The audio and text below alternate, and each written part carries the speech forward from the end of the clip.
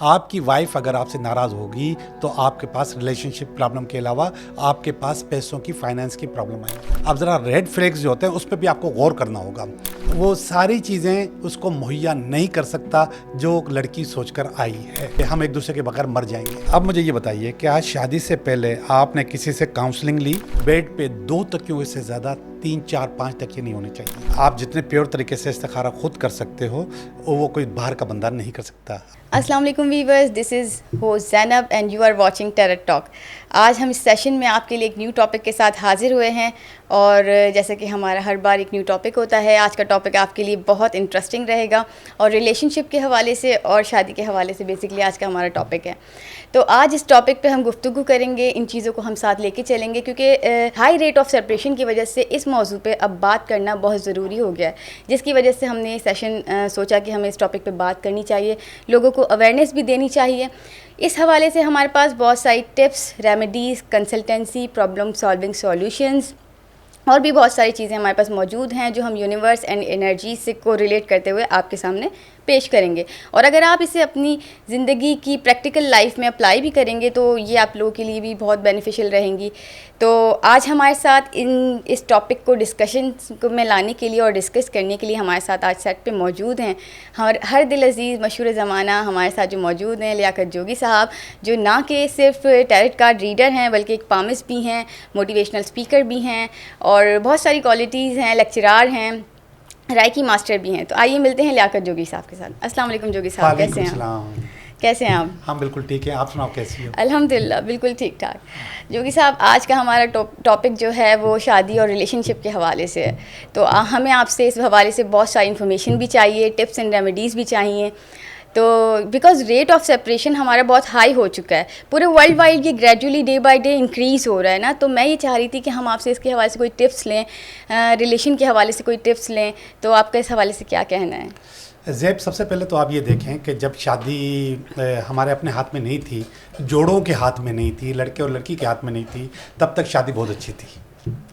Obviously बिल्कुल सही कह रहे हैं, फैक्ट है। और जब वो शादी हमारे अपने हाथ में आ गई, हमारी अपनी चॉइस हो गई, हमारी अपनी मोहब्बत हो गई और हमारी अपनी पसंद हो गई, तो फिर उसमें गड़बड़ होना शुरू हो गई है। ऐसे ही है, ऐसे ही है। और उसकी वजह ये है, गड़बड़ क्यों होती है कि हम एक दूसरे से बहुत ज़्यादा तवक्कात रखते हैं। बिल्कुल, हद से ज़्यादा। वो हद से ज़्यादा तवक्कात रखने की वजह से अब वो जो बंदा है वो उसके पास उम्र अयार का कोई जादू नहीं है और न ही उसके पास कोई जादू का चिराग है। बिल्कुल एग्जैक्टली वो सारी चीज़ें उसको मुहैया नहीं कर सकता जो लड़की सोचकर आई है। लड़कियों की एक्सपेक्टेशंस बेसिकली बहुत ज़्यादा हाई हो गई हैं। फाइनेंशियली तौर पे उनको हर चीज़ चाहिए, मतलब घर, बंगला, गाड़ी और एवरीथिंग चाहिए और वो टॉलरेशन की जो लिमिट है वो भी नहीं रही है उनके अंदर। वो पेशेंस नहीं रहा है बिल्कुल भी, मैच्योरिटी लेवल इतना वो नहीं है। पेरेंट्स ये सिखा के नहीं भेज रहे होते कि भाई आपने ये सब चीज़ें मतलब टॉलरेट करनी, बिकॉज हमारी भी तो मम्मा थी ना कि वो भी सब टॉलरेट करती थी और मतलब हम लोगों ने इस तरह से उन्होंने सर्वाइव किया। लेकिन अभी तो ये सब आजकल की लड़कियां बिल्कुल ये टॉलरेशन, पेशेंस, मैच्योरिटी लेवल ये सब बिल्कुल डाउन है। अच्छा, मैं आपको बताता चलूँ कि एक लड़का जिसकी शादी होती है उसकी उम्र तकरीबन 20 से 25 साल होती है। बिल्कुल। और वो लड़की उससे तवक्कात करती है बिल्कुल कि ये सब कुछ पूरा कर दे और वो तवक्कात उसका बाप सारी उम्र नहीं कर सका। बिल्कुल एग्जैक्टली द सेम थिंग। तो वो चाहती है कि ये 20-25 साल की उम्र में वो सारे काम कर दे जो उसके वालिद साहब नहीं कर सके उसके लिए। जी। ठीक है, तो ये बहुत अननेचुरल सा है। और फिर ज़ैब, आप अगर मेरा एक प्रोग्राम देखोगे जिसमें मैंने मोहब्बत की किस्में बताई हैं, बल्कि मैं अपनी टीम को कहूँगा कि उसका लिंक उसके नीचे लगा दें, उस टैरट टॉक का जिसमें मोहब्बत की किस्में बताई मैंने, उसमें साफ साफ बताया है कि कुछ मोहब्बतें बहुत आर्जी होती हैं। अच्छा। मेरे पास अक्सर लोग ऐसे आते हैं जो कि ये कहते हैं कि हम एक दूसरे के बगैर मर जाएंगे। ऑब्वियसली बहुत सारे लोग होते होंगे इस तरह जी, और 6 महीने के बाद वो दोनों एक दूसरे को मारने की कोशिश करते हैं। Exactly the same thing. बहुत ज़्यादा ऐसा ही होता है। हाँ, बहुत ज़्यादा हालात ख़राब हो जाते हैं, बहुत ज़्यादा चीज़ें ख़राब होती हैं जिसकी वजह से उनके पास गड़बड़ पैदा हो जाती है। तवक्कात जो है वो स्मार्ट होनी चाहिए, बिल्कुल ऐसी जो वो बंदा पूरी कर सके। वो Obviously तवक्कात इतनी ज़्यादा होती हैं कि वो बंदा पूरा नहीं कर सकता। अच्छा, और उनको देखें कि आप उस लड़के और लड़की की तवक्कात से ज़्यादा उसकी जो सास है उसकी तवक्कात ऐसी होती है जो वो खुद नहीं कर सकी। ऐसा ही होता है, सेम। ठीक है, तो वो सारी चीज़ें ऐसे। एक और लफ्ज़ मैं आपको बता दूं, हमारे यहाँ तो ऐसा नहीं होता। अच्छा, आपकी फैमिली की बात कर रहे नहीं, हैं आप। मैं अपनी फैमिली की बात नहीं कर रहा। दोनों एक लफ्ज ये इस्तेमाल करते हैं, हमारे ऐसा नहीं अच्छा, होता। अच्छा, अच्छा। यानी कि वो बातें ही ऐसी बिल्कुल। करते हैं जो अननेचुरल होती हैं, हाँ। जिसके जवाब में ये कहना पड़ता है कि हमारे यहाँ ऐसा नहीं होता। बिल्कुल, तो ऐसा बिल्कुल। नहीं होना चाहिए। सही। तबक्कात को आप बैलेंस करने की कोशिश करें। और एक बहुत बात बता दूं, बहुत अहम बात मैं आपको बता दूं, आपकी जिंदगी अगर शादीशुदा लाइफ 60-70 साल है, अल्लाह करे आप 60-70 साल दोनों 100 साल जिंदा रहें, 50 साल कर देते हैं, 50 साल आपकी शादीशुदा जी। लाइफ में, तो 50 साल के अंदर जितनी भी प्रॉब्लम्स आनी हैं उनका 80% पहले 3 साल में आएगी। अच्छा, हाँ, 50 साल की प्रॉब्लम पहले 3 साल के अंदर आती है। 80% नहीं, वो फिर हमारा माइंड भी सेट हो जाता होगा ना उस हिसाब से। माइंड भी सेट होता है और प्रॉब्लम भी खत्म हो जाती हैं। अच्छा, अच्छा। दोनों चीजें हो जाती हैं। अब अच्छा। 3 साल के अंदर अगर आपके पास 80% प्रॉब्लम्स आ जाती हैं तो आप समझते हैं कि ये शादी नहीं चलेगी। ओ, बल्कि मैंने ऐसे लोग भी देखे हैं जो 5-6 महीने के बाद ही सोचते हैं कि मेरा फैसला गलत है। बिल्कुल, बिल्कुल। ऐसा नहीं है, फैसला गलत नहीं है, आप ये सोच गलत रहे हो और इस सोच को आपको कंट्रोल करना होगा, उसको बेहतर करना होगा। एग्जैक्टली। हमारे पुराने बड़े बुजुर्ग भी मैंने सुना है कि वो बोलते थे कि शादी के 2 साल बहुत अच्छे से गुजार लें, हाँ। उसके बाद फिर लाइफ आसान हो जाएगी। तो शायद उसके पीछे यही रीज़न होता है जो आप बता रहे हैं। जी बिल्कुल ऐसे ही है कि आपके अगर 2 साल गुजर जाते हैं हाँ। तो ज़िंदगी वैसे ही आसान हो जाती है, चीज़ें वैसे ही बेहतर हो जाती हैं। और वैसे भी अगर बच्चा हो गया 1 साल के अंदर तो इसका मकसद ये है कि फिर आपकी तवज्जो थोड़ी सी हट Divert जाती है हो अपनी जाती डिमांड है, से, बिल्कुल। अपनी डिमांड से आज तवज्जो हट जाती है और फिर आप उसको कबूल करने लग जाते हैं। बिल्कुल ऐसे ही है। अच्छा, आपका मैंने एक प्रोग्राम देखा था, एक रील देखी थी, उसमें आपने बताया था कि जैसे फादर अगर नाराज़ हो तो फाइनेंशियली ग्रोथ पे अफेक्ट होता है, अगर मदर नाराज़ हो तो फिर लव लाइफ पर और लव पर अफेक्ट होता है। तो अगर वाइफ नाराज़ हो जाए तो फिर वो अफेक्ट किस चीज़ पे अफेक्ट जी, होता वो है? पैसों वाला जो बाप वाला है ना, वो माँ जो वाइफ है, आपको बता दूं जो पैसा है वो औरत की किस्मत से, बिल्कुल। जो औलाद है वो मर्द की किस्मत से। अच्छा। आपकी वाइफ अगर आपसे नाराज होगी तो आपके पास रिलेशनशिप प्रॉब्लम के अलावा आपके पास पैसों की फाइनेंस की प्रॉब्लम आएंगी ओ, और आती रहेंगी। ओ। आप उसको खुश रखें, पैसा बहुत आएगा। अच्छा, मतलब वाइफ को खुश रखना ज़रूरी है, तो सब जी ये हाँ, मिलकर है। बिल्कुल, हाँ। ठीक है। अच्छा, कामयाब शादी का राज बताएं आप, हमारे व्यूवर्स को टिप्स भी दें ताकि अच्छी बॉन्डिंग से पार्टनर एक दूसरे के साथ वो टिप्स अप्लाई करें और इंजॉय करें लाइफ। देखिए, कामयाब शादी लोग आमतौर पे कहते हैं कि इग्नोर करो और दूसरी बात कहते हैं कि सेक्रीफाइस करो, कुर्बानी दो। कुर्बानी दोनों ने नहीं देनी, ऑब्वियसली बात ठीक है, है। आजकल यही ट्रेंड चल अच्छा, रहा है। इग्नोर भी नहीं करना। अब जरा मैं आपको बता रहा हूँ करना क्या है। आपने एक्सेप्ट करना है, एक्सेप्ट करना है। आपने एक दूसरे को एक्सेप्ट करना है। आप जैसे भी हो, अच्छे हो बुरे हो, मेरी किस्मत का हिस्सा हो, अब आपके बिल्कुल। साथ गुजारना है। ऐसे ही है। इसको आप कुर्बानी मत समझें। कुर्बानी में फिर ये जज्बा आ जाता है कि मैं अच्छी हूँ और आप जो आपकी वजह से आप अच्छे नहीं हो बिल्कुल, तो मुझे बिल्कुल। कुर्बानी देनी पड़ रही है। बिल्कुल, ऐसा मत करें। आप एक्सेप्ट करें एक दूसरे को कि ये मेरी जिंदगी का हिस्सा है। बिल्कुल। और जब आप उसको एक्सेप्ट कर लेंगे तो चीज़ें और आपकी ज़िंदगी जो है ना ज़्यादा अच्छी होगी। और मैं जो पहले वाली बात कर रहा हूँ ना, जो मैंने कहा कि जो जब तक रिश्ते हमारे हाथ में नहीं थे तो बहुत अच्छे थे, बिल्कुल। जब हमारे अपने हाथ में आ गए तो रिश्ते खराब हो गए। तो मैं आपको इतना साफ साफ बता दूं कि हमारे जो बड़े कहते थे, जो बड़े फैसले करते थे, वो शादियां अच्छी होती थी तो वो रिश्ते असल में एक्सेप्ट करते थे एक दूसरे को। बिल्कुल। और इतना एक्सेप्ट करते थे कि आपको बता दूं कि उम्र के साथ साथ उनकी शक्लें भी मिलने लग जाती थी। हाँ, एग्जैक्टली एक दूसरे की तरह हो जाते हैं। बिल्कुल ऐसे ही है। जी हाँ। अच्छा, नाकाम शादी की वजूहात क्या रहती हैं जिसकी वजह से शादी नाकाम हो जाती है, पूरी तरह से फ्लॉप हो जाती है? Always third party. Always third party. Third party से विदाउट थर्ड पार्टी भी बहुत सारी सिचुएशंस मैं आपको विदाउट थर्ड पार्टी वाली भी बता रहा हूँ। Always third party.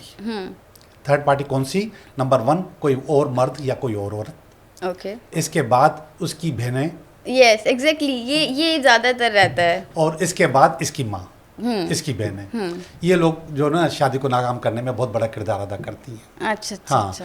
हमारे पास जो प्रॉपर्टी का सिस्टम है ना, प्रॉपर्टी कि ये लड़का मेरा बेटा है, मेरी प्रॉपर्टी है, बिल्कुल और वो लड़की कहेगी ये लड़का मेरा शौहर है, मेरी प्रॉपर्टी है। ऑब्वियसली बात है। हाँ, और वो कहती है माँ को कि मेरा शौहर ही तो लाके देता है आपको।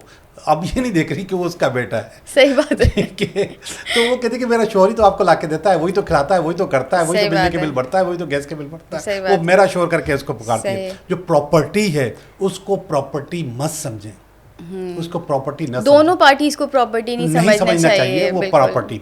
इसके अलावा मैं आपको कुछ रेड फ्लैग्स बता रहा हूँ। रेड फ्लैग का मकसद है कि ये खतरनाक चीज़ें जिसकी वजह से शादी नाकाम होती हैं। बताएं। अब जरा रेड फ्लैग्स जो होते हैं उस पर भी आपको गौर करना होगा।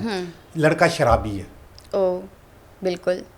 लड़का वुमेनाइजर है, ये भी एक बहुत बड़ा रीज़न है। ठीक है, लड़का चोर है, सारे बहुत खतरनाक रीज़न बता रहे हैं। ठीक है, और बदतमीज है, यस। लड़का मारता है, बदतमीजी करता है, Unbearable। आपके खानदान के लिए बुरे अल्फाज इस्तेमाल करता है, आपके माँ बाप के लिए बुरे अल्फाज इस्तेमाल करता जी, है। बिल्कुल। तो ये वो चीज़ें, और ऐसी चीज़ें आप लड़की में भी देख सकती हैं। हाँ, सेम। ठीक है, तो ये वो रेड फ्लैग्स हैं कि अगर ये रेड फ्लैग आ जाते हैं तो फिर शादी को खतरा होता है। मगर मैं आपको एक और बात बता दूं, फर्ज करें लड़के में ये सारी बुराइयां हैं जो मैंने पहले बताई, शराबी भी है और मारता भी है, सब कुछ है, लेकिन इसके बावजूद आपको भूखा नहीं रखा, आपको परेशान नहीं किया, और आपको कपड़े भी लेके देता है, आपको घुमाने भी लेके जाता है, आपके घर वालों की भी इज्जत कर लेता है, सब कुछ कर लेता है, उस वक्त क्या करें? कुछ चीज़ इग्नोर करनी पड़ती है ना रिलेशनशिप चलाने के लिए। आप सुने, फिर आप इग्नोर का लफ्ज इस्तेमाल न कीजिएगा, इग्नोर नहीं, एक्सेप्ट करें, एक्सेप्ट करना पड़ता है, आप कबूल करो। बिल्कुल, ये exactly। हाँ, और दूसरी बात है, जैब हो सकता है आप घर में 2 बहनें हों, क्या आप 2 बहनों का दिमाग एक जैसा है? नो, बिल्कुल भी एक जैसा नहीं होता, उसकी कुछ और, मतलब मैं ट्विन हूँ, मेरा एक भाई है, हम दोनों ट्विन हैं, और हम दोनों इतने अपोजिट हैं एक दूसरे के कि मतलब अगर वो बोलते हैं हाँ तो मैं बोलती हूँ ना। हाँ बिल्कुल ऐसे ही होता है। ऐसे ही मेरी 2 भतीजियाँ हैं, वो भी ट्विन्स हैं, एक का नाम है गीत, एक का नाम है गज़ल। गीत जो है वो टीवी शो करती रही, और जो गज़ल है वो आलिमा है। Oh really? इतना डिफरेंस? हाँ, इतना फर्क है, इतना फर्क है। ऐसे ही तो जब आप सगे बहन भाई एक जैसे नहीं हो सकते, और कभी कभी औलाद माँ बाप की तरह होती होते हैं, बाप जो है अपनी औलाद की तरह नहीं होता है, माँ बाप एक तरह के नहीं होते, तो उस वक्त आप किसी नई लड़की से जो आपके घर में आई है वो आपकी तरह कैसे हो सकती है? कैसे एक्सपेक्टेशन हाई होती है ना कि अब ये आएगी हमारे दूसरे घर से और हमारे जैसी हो जाएगी, ऐसा नहीं होता, इसको एडजस्ट होने में भी टाइम लगता है, और उस टाइम के अंदर ये लोग जो थर्ड पार्टी होती है ये प्रॉब्लम जनरेट करती है जो अच्छे पार्टनर के बॉन्ड्स को ख़राब कर रही होती है। जी हाँ, बॉन्ड्स को हम कभी कभी न चाहते हुए खुद भी ख़राब करते हैं। वो कैसे? देखें, ये मैं जो बातें बताऊंगा, अभी जो बताऊंगा, ये असल में मेरा सब्जेक्ट है। ओके। अभी तक जो बातें हो रही थी वो मेरा सब्जेक्ट नहीं था, अब मेरा सब्जेक्ट आया है। ओके। कुछ चीज़ें ऐसी होती हैं जो कुदरती तौर पे हमें अलग करती हैं। ओह। अब वो ऐसी चीज़ें हैं जो हमने कभी सोची भी नहीं है। सबसे पहले तो आप ये देखें कि हम दोनों के कबर्ड्स अलग होते हैं। अगर कबर्ड अलग नहीं होते तो कबर्ड के अंदर सेक्शन अलग होता है, ये मेरा ये आपका है, इसने अलग कर दिया दोनों को। बिल्कुल ऐसे ही है। तकिए अलग होते हैं, बिल्कुल ठीक है, ऐसे ही होता है। खवातीन की चीज़ें एक तरफ, मर्दों की चीज़ें एक तरफ, हम उसको वैसे ही सेपरेट करते हैं। बिल्कुल। आपने मुझसे एक सवाल किया था प्रोग्राम से पहले कि बाउंडिंग कैसे बढ़ाई जाए, आपस में एक दूसरे से बाउंडिंग कैसे बढ़ाई जाए और कैसे उनको बेहतर किया जाए। सुने, आप कबर्ड जो है ना मिक्स कर दें।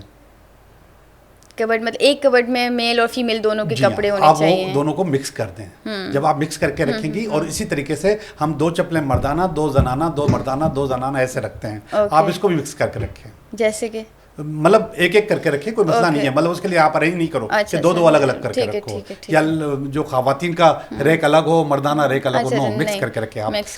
तकिए जो है बेड पे 2 तकियों से ज्यादा 3, 4, 5 तकिए नहीं होने चाहिए। वो हम तो रखते हैं, गाँव तकिए अलग हैं, कुशन्स अलग हैं, तकिए अलग हैं। एक्स्ट्रा कुशन्स जो हैं वो एक्स्ट्रा जरूरत पैदा करती हैं, इसलिए तकिए हमेशा 2 होने चाहिए। हाँ, 2 तकिए होंगे। मेरा एक और प्रोग्राम था जिसमें मैंने रिलेशनशिप के हवाले से बात की है। अच्छा। उसका भी अगर लिंक ये लोग लगा देंगे नीचे तो ज़्यादा अच्छा होगा। उसमें मैंने बहुत सारी चीज़ें बताई है, जैसे आपके किचन का टैप जो है वो बहरा होगा तो रिलेशनशिप खराब होंगे। आपके बाथरूम का टैप जो है वो टिप टिप कर रहा होगा तो रिलेशनशिप, ये तो अक्सर घर में होता है, तो मेरे घर में भी होता है, ऐसे ही खुला है तो आपकी बहन भाइयों में लड़ाई होगी। अच्छा, बहन भाइयों में भी आपस में लड़ाई रहती है, इसमें बहन भाइयों में भी लड़ाई होती है। ये तो बहुत इम्पोर्टेंट टिप है। तो आप इस चीज़ों को, आप वो पूरा प्रोग्राम देखिएगा, और उस प्रोग्राम का लिंक इसमें भी लगा देंगे। तो वो चीज़ें अगर आप इसको कंट्रोल कर लेते हैं तो आपके जो कुदरती तौर पे जो आपके दरमियान रुकावट पैदा हो रही है वो ख़त्म हो जाएगी। अच्छा, अगर टैब ओनली कंट्रोल कर लें और हम कपड़े शफल कर लें, एक दूसरे के रख लें, तो बस इसमें ये सब चीज़ें, हाँ, इसमें बहुत ज़्यादा फ़र्क पड़ेगा। और इसके बाद जो हमारे पैसे होते हैं, पैसों में जो हमारी, जिसको हम बहुत गलत लफ्ज़ इस्तेमाल करते हैं, रेजगारी कहते हैं उसको, जो कॉइन्स, सिक्के, उस सिक्के शेयर करें आप एक दूसरे से।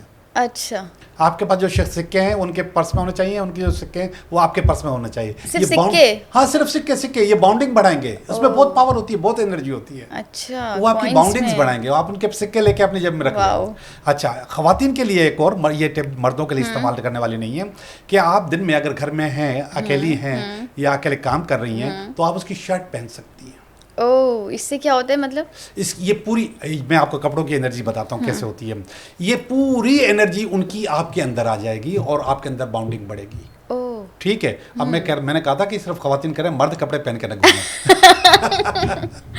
ये तो सही है, तो fact है। इसमें इसकी बाउंडिंग बढ़ती है। असल में आपको इतना शायद पता हो कि जो काला जादू करते हैं और तावीज़ात करते हैं, ये कपड़ों के ऊपर भी करते हैं, क्योंकि कपड़ों के ऊपर के अंदर एनर्जी होती है। हाँ, मैंने सुना है पहने हुए कपड़े चाहिए होते हैं, मैंने ड्रामा और टीवीज में देखा है। हाँ, वो एनर्जी को आपको कैच करना है, आप उसकी शर्ट पहने और घर में दूसरे काम कर सकती है जब तक। अच्छा। और अक्सर पहना करें। अगर आप फील करते हैं कि कोई गड़बड़ है, कहीं और टाइम दे रहा है या घर से बाहर भाग रहा है, तो आप वो कपड़े उसके पहने। अच्छा, ठीक है। आपको एक और बात बता दूं, मैंने कपड़ों के हवाले से बात निकली है, इसका टॉपिक से कोई वास्ता नहीं है। आपको किसी के कपड़े नहीं पहनने चाहिए। आप समझाते कि बहनें एक दूसरे के पहन लेती हैं, हाँ, बिल्कुल। किसी दोस्त के पहन लेती हैं कि शादी में जा रही हूँ, वो वाला सूट मुझे दे दो, और वो पहन लेती हैं। पहने उस वक्त जब वो नमक के पानी से धुले हुए हों। अच्छा, क्यों? फिर वो एनर्जी निकल जाती है। अच्छा, अब उसकी नेगेटिविटी आपके अंदर आएगी, उसकी पॉजिटिविटी आपके अंदर जाए और आपकी उधर भी जाएगी। ओह, उसकी नेगेटिविटी हमारे अंदर आएगी और आपकी नेगेटिविटी उधर भी जाएगी। ओह, ठीक है। तो अच्छा, पॉजिटिविटी ट्रांसफर नहीं दोनों क्योंकि पहला वाला मैंने आपको पॉजिटिविटी के लिए बताया है, तो ये नेगेटिविटी पॉजिटिविटी दोनों इधर आ जाएंगी। तो इसलिए हमेशा नमक के पानी से धो के और उसको सर्फ डाला और उसके बाद आधा चम्मच नमक डाल दिया और उसके बाद उसको धोया और निकाल लिया, उसके अंदर से वो एनर्जी निकल जाती है। तो इस तरीके से आप पहन के वो कर सकते हैं। तो आमतौर पर आप दूसरों के कपड़े न किसी को दें और न किसी से लें, और अगर देना बहुत ज़रूरी है तो आपको ये करना चाहिए कि उसको धो के दें, और जब अपना पहन के तो जब उसके पहने हैं तो वापस करें तो भी धो के दें। अच्छा, जी जी, सही। अच्छा, कपल में नजर बद का क्या कॉन्सेप्ट है? जैसे कोई कपल एक बहुत खुश है और अच्छी तरह से अपनी लाइफ गुजार रहे हैं, अब लोग देख रहे हैं, सबकी नजरें कि भाई ये कपल बहुत प्यार है, नजर बद लग गई, अब उससे हम कैसे बचें? नजर बद से बचने के बहुत सारे तरीके हैं। जो हमारा क्रीपी टॉक है उसमें मैंने जिक्र किया है नजर बद से बचने का। तो नजर बद से बचने के लिए मुख्तलिफ चीज़ें लोग पहनते हैं। इविल आई पहनते हैं, काला धागा बांधते हैं। वो टर्किश है, जी टर्किश है जी, वो और काला धागा बांधते हैं और वो काला तिल वगैरह भी लगाते हैं। तो इस किस्म की चीज़ें करनी चाहिए। अच्छा। तो मतलब ये हमारी रिलेशनशिप, मतलब एक तो इससे हम इविल आई से भी महफूज हो जाएंगे, और रिलेशनशिप को स्ट्रॉन्ग बॉन्ड बनाने के लिए आपने जैसे कि बताया कि कपड़े हम एक दूसरे के वेयर कर सकते हैं, चप्पलों को शफल करना और कपड़ों को शफल करके रखना, बेड पे 2 तकिए होने चाहिए, इससे ज़्यादा कुशन्स वगैरह एक्स्ट्रा नहीं होने चाहिए। और कोई अच्छी टिप एंड रेमेडी है वो भी हमें दें ताकि हम उस वाले से हमारे जो व्यूवर्स हैं ताकि वो देखें, और अगर वो अपनी प्रैक्टिकल लाइफ में इसको फॉलो करेंगे तो इससे ये है कि हमारी जो एक तो रेट ऑफ सेपरेशन हाई हो रहा है, उससे बॉन्डिंग्स अच्छी होंगी, तो शायद कुछ फ़र्क पड़ सके हमारे इस शो के ज़रिए हमारे व्यूवर्स को भी कोई फ़ायदा हासिल हो जाए। अच्छा, मैं आपको बता दूं कि सबसे जो मेन टिप है वो आप कानों के कच्चे ना हो। ओह, ये तो आप जो लोगों की बातें सुनते हैं ना, बिल्कुल, आप अपनी जंग आपस में लड़ सकते हैं, दूसरों की जंग अपने घर में मत लड़ें। दूसरों के कहने में ना आए, कानों के कच्चे बिल्कुल भी ना हो।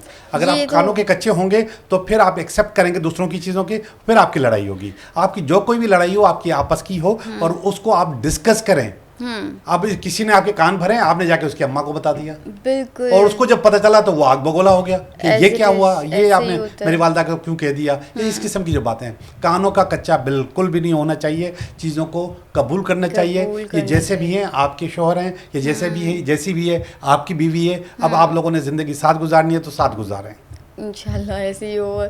लेकिन मसला ये है कि ना कानों के कच्चे वाली जो आपने बात की है ना, इसके अंदर एक पॉइंट ये है कि मोस्ट ऑफ द मेंस उनमें ये हरकत होती है कि वो अपनी अम्मी की सुनते हैं तो अम्मी तो झूठ नहीं बोल सकती हैं, या अपनी वाइफ की सुनते हैं कुछ लोग कि भाई ये तो मैं नहीं झूठ बोल सकती है, एक तरफ हो जाते हैं दोनों, मतलब वो एक इंसाफ नहीं कर पाते या एक मीडियम लाइन पे नहीं आ पाते, तो वो एक बहुत बड़ा रिलेशनशिप में ख़तरा होता है कि उससे झगड़े भी बढ़ते हैं उससे और प्रॉब्लम्स भी क्रिएट होती हैं और उसकी वजह से मतलब आगे की प्रॉब्लम क्राइसिस में आ जाती है, उनकी लाइफ स्पॉइल होने का ख़तरा होता है, बॉन्डिंग स्ट्रॉन्ग नहीं होती है, बॉन्डिंग टूटने का ख़तरा होता है। तो थर्ड पार्टी को चाहिए ना कि कंट्रोल करे कि हम आगे इस तरह की रूमर्स ना फैलाएं या किसी के कान ना भरें, जबकि एक इंसान इतना कानों का कच्चा है, उसको कंट्रोल कैसे करें? वो तो हम नहीं कंट्रोल कर सकते। ज़ैब, अगर मैं आपको कोई हमारा अच्छा मतलब पूरा ओवरऑल कहने का मतलब ये था कि हमारा सामने वाला हमारी बात तो सुने, या चाहे वो बेटा हो या माँ हो या बहू हो, तो सामने वाला जो बंदा है वो हमारी बात तो सुने एटलीस्ट, ज़ैब, उसके लिए कोई अच्छी मैं रेमेडी। आपको बता दूं कि आपके पास अगर कोई प्रॉब्लम है, आपसे मतलब मैं वाकई ज़ैब का नाम लेके कहता हूँ, अगर कोई बिल्कुल। प्रॉब्लम है तो वो प्रॉब्लम जो है वो सिर्फ आप ही सही कर सकती हो, वो कैसे? कोई और नहीं सही कर सकता आपकी प्रॉब्लम। वो अंदर की प्रॉब्लम होती है, अच्छा, वो सेल्फ क्रिएटेड होती है, बिल्कुल वो आप ऐसे खुद बना रहे होते हैं। आप कहो कोई साइकियाट्रिस्ट सही कर दे, कोई टैरो कार्ड रीडर आपको सही कर दे, कोई डॉक्टर आपको सही कर दे, नहीं नहीं हो करेगा। सकता। आप अंदर से अपने आप को खुद सही करोगे। ये जो आपने कहा ना कि लड़का जो ना बीच में इंसाफ नहीं कर पाता, ऐसा है। वो अपने माँ को, अपनी बड़ी बहनों को या अपनी छोटी बहनों को जिनसे वो बहुत प्यार करता है, वो उनको निगलेक्ट नहीं कर सकता, बिल्कुल ऐसे इसलिए वो है। बेचारा बहुत थोड़ा सा अनबैलेंस हो जाता है। तो ये गलत है। बीवी के माँ गलत कहाँ से, क्या करे? तो वो करे ना, बैलेंस करे चीज़ों मतलब को, वो किस कैसे? तरह करे, मैं आपको नहीं कर सकता। बीवी की डिमांड कुछ और होती है। बहुत घर मैंने देखे हैं बेचारे छुप छुप के रात को पिज़्ज़ा लेकर आते हैं कि सिर्फ बीवी को खिलाएं। होता है, ऐसे ही होता है ना, देखा है, ऐसे ही बिल्कुल होता ऐसे ही है होता कि घर में 3-4 बहनें और भी हैं, भाई भी हैं छोटे, सबको खिलाऊंगा तो मैं गुजारा नहीं कर सकता। बिल्कुल। बेचारे छुप छुप के वो पिज़्ज़ा लेकर आते हैं कि मैं उसको खिलाऊं, आइसक्रीम लेकर आते हैं कि मैं उसको खिलाऊं। इतनी तक तो करता है बेचारा। मतलब इससे घूमने जाते तो झूठ बोल रहे होते, डॉक्टर के पास जा रहे हैं। कुछ भी करते रहे। तो मैं बताऊं इससे ज़्यादा क्या करे बेचारा। अगर हमारे पास जो जॉइंट फैमिली सिस्टम है, उस जॉइंट फैमिली सिस्टम में लड़के का शादी करना और आज के दौर में शादी करना, लड़की को किसी शादीशुदा घर में जाना एक बहुत बड़ा इम्तिहान है। बिल्कुल। उस इम्तिहान में आप खुद ही पास और खुद ही फेल हो सकते हो। सही बात। लेकिन पार्टनर का अगर सामने से उतना कोऑपरेशन नहीं होगा तो फिर वो और टफ हो जाएगी लाइफ। हम खुद कितना कोऑपरेट करेंगे? मैं आपको फिर बता रहा हूँ ना, वो जो छुप छुप के एक पिज़्ज़ा लेकर आना, वो कोऑपरेट करना ही है।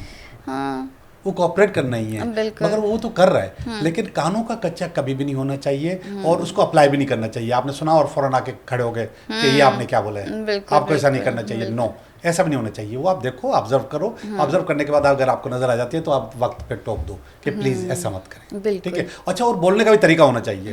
अच्छा, मैं आपको बताऊं, जब आप ऑफिस में जाते हो, वहां पे जाके बात करते हो तो आप बहुत महज़िब हो जाते हो। बिल्कुल जब घर पे आते हो तो आप महज़िब नहीं रहते। बिल्कुल, शाउटिंग शुरू हो जाती है और तो आपको उस वक्त भी- मिसबिहेव, हाँ, बिल्कुल। अब्यूज।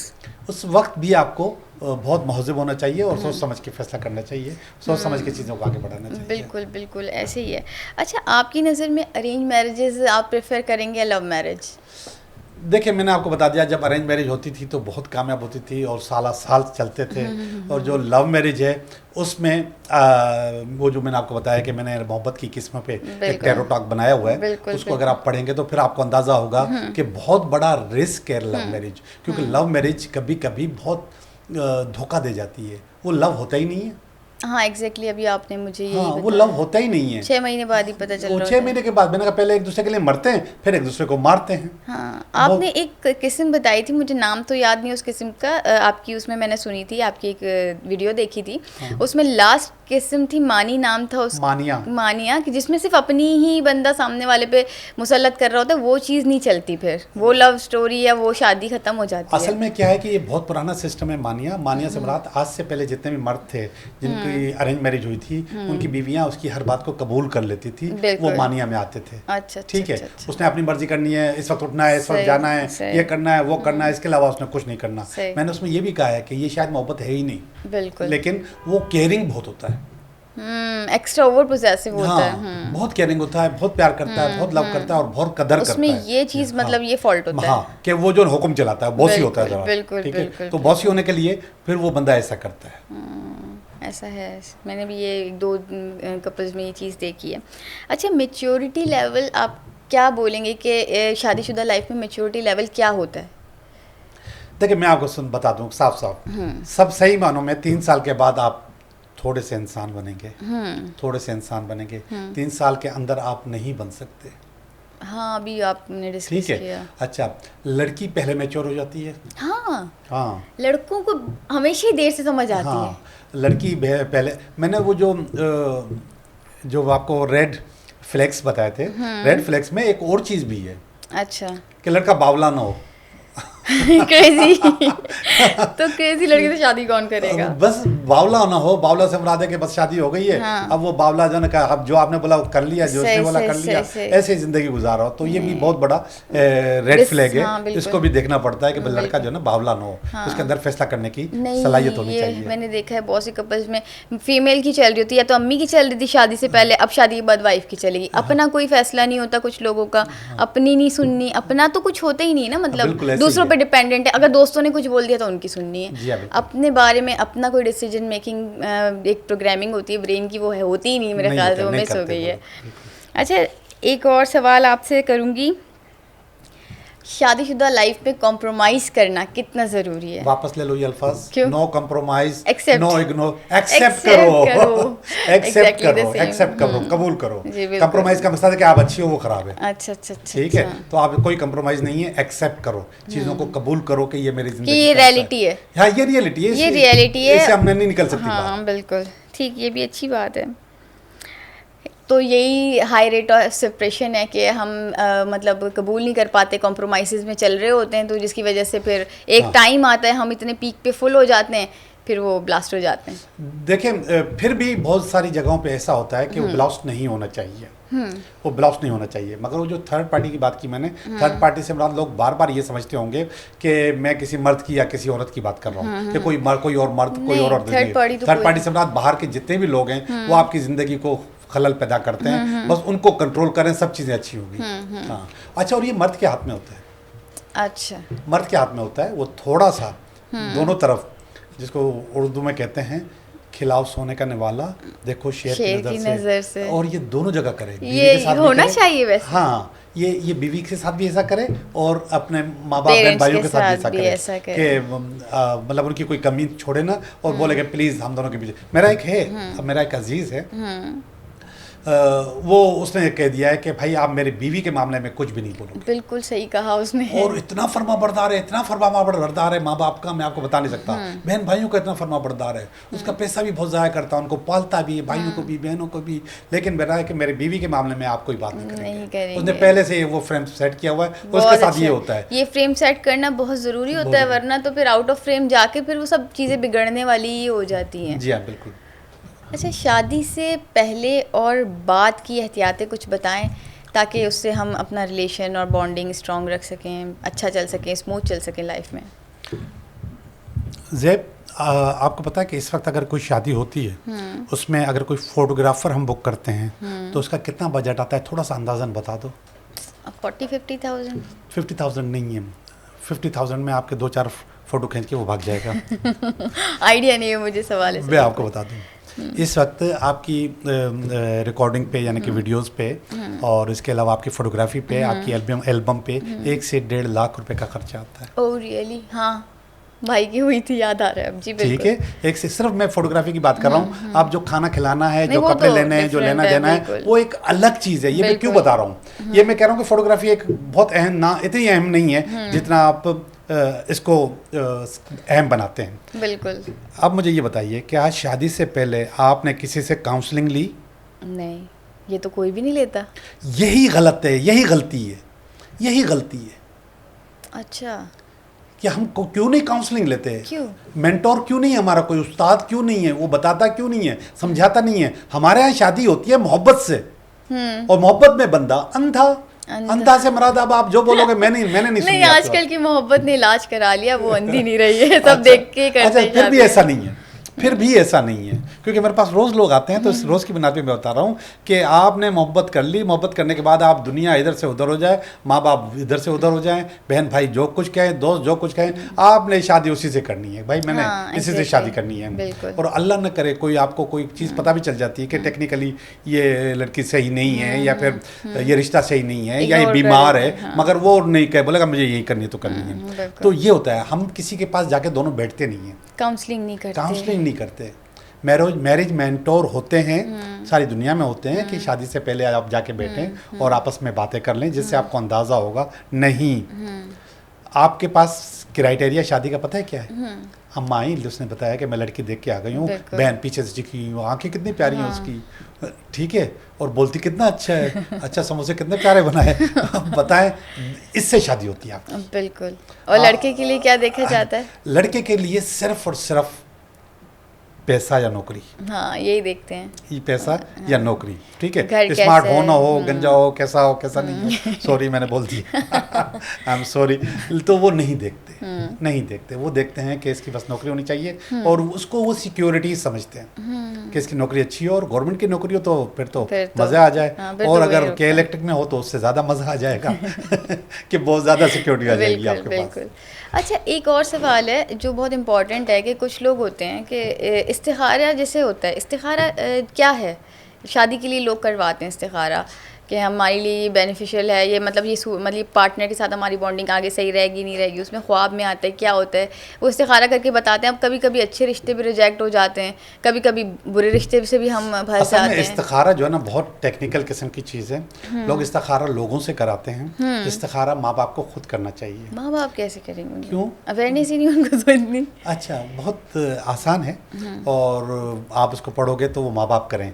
आप जितने प्योर तरीके से इस्तिखारा खुद कर सकते हो, वो कोई बाहर का बंदा नहीं कर सकता। आपके पास उनकी एनर्जीज होती है, अपनी बेटी की भी और आपके दामाद की भी, तो आप इस्तिखारा कर सकते हो। लोग इस्तिखारा करते हैं कि ये शादी कामयाब होगी नहीं होगी। दूसरा, हमारे काम में होता है कंपैटिबिलिटी, क्या कोई कंपैटिबिलिटी इनकी है, बिल्कुल। उसको चेक करें। Exactly, ये दोनों चीज़ें same. होनी चाहिए, होनी चाहिए, होनी चाहिए, मतलब बिल्कुल। ये कराना चाहिए बिल्कुल कराना इस्तिखारा। चाहिए जी।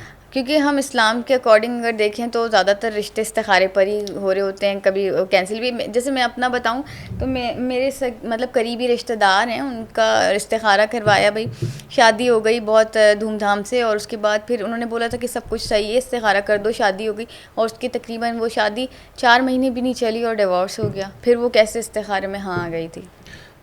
हाँ, मैं आपको बता रहा हूँ कि इस्तिखारा खुद करना चाहिए। इस्तिखारा जो ना मार्केट में पैसे देके नहीं करवाना चाहिए। इन्हीं मौलवियों से ज़्यादातर लोग करवाते हैं, आप खुद कर सकते हो, कोई इतना मुश्किल काम नहीं है। अच्छा, उसके लिए भी आपने कोई बताया हुआ है हमें, कोई क्लिप है? असल में मैं इस्तिखारा मेरा सब्जेक्ट नहीं है, इस्लामी सब्जेक्ट है, तो इसके लिए आप किसी मुफ्ती या मौलवी से पूछेंगे तो ज़्यादा अच्छी तरीके से बताएगा। मैं कंपेटेबिलिटी के लिहाज से कार्ड निकाल सकता हूँ, बता सकता हूँ कि ये चलेगी। अच्छा, आप भी बता सकते हैं मतलब कार्ड के जरिए कि आप बता सकता हूँ कि ये होगी या नहीं, मैरिज होगी या नहीं होगी। हाँ। सही। तो जोगी साहब, अब हम इस सेशन को यहीं पे क्लोज़ करते हैं, और इंशाल्लाह फिर नेक्स्ट सेशन में आपसे दोबारा मुलाकात होगी किसी अच्छे से टॉपिक के साथ। व्यूअर्स को उम्मीद करती हूँ कि हमारा ये शो बहुत पसंद आया होगा, ये टॉपिक पसंद आया होगा, कुछ माइंड क्लैरिटीज़ भी हुई होंगी आप लोगों की। जो टिप्स हमारे जोगी साहब ने आपको दी हैं, अगर वो आप अपनी प्रोफेशनल वो और पर्सनल लाइफ में अगर अप्लाई करें तो उससे भी आप बहुत बेनिफिट हासिल कर सकते हैं। तो आप ये घर में ज़रूर अप्लाई कीजिएगा, और प्लीज़ ज़रूर बताइएगा कि आप लोगों के लिए ये कैसा रहा। तो अब हमें इजाज़त दें इस सेशन के लिए, इसको क्लोज़ करने के लिए आपसे इजाज़त चाहते हैं। अपना बहुत ख्याल रखिएगा, दुआओं में याद रखिएगा। फ़ी अमान अल्लाह।